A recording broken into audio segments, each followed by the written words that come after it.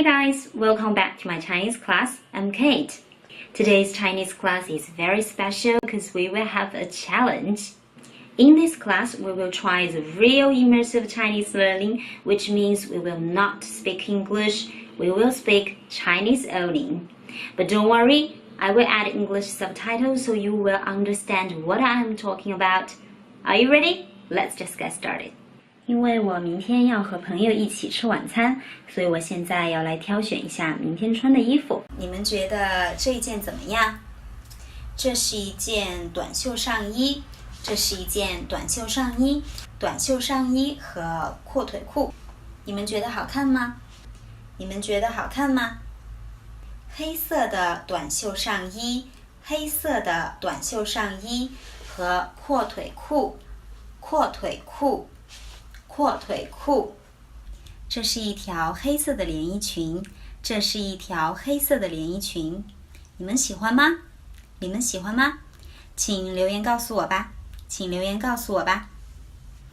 我最喜欢的就是黑色的连衣裙，我觉得黑色的连衣裙能让女生看起来非常优雅和性感。我觉得黑色的连衣裙能够让女生看起来非常优雅和性感。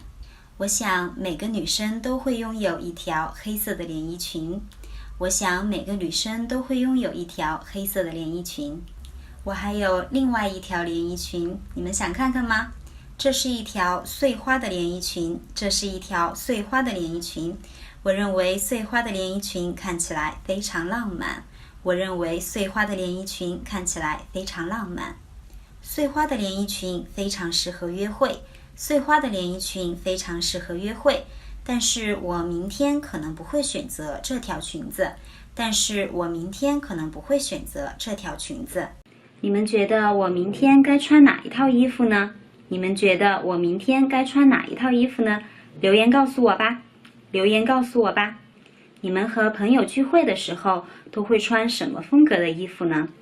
你们和朋友聚会的时候都会穿什么风格的衣服呢？Alright, so this is today's Chinese class. I hope you guys like it, and if you like immersive Chinese learning, please leave a comment to let me know. I will make more such videos. If you like my videos, please don't forget to give me a thumbs up and subscribe me. Bye bye!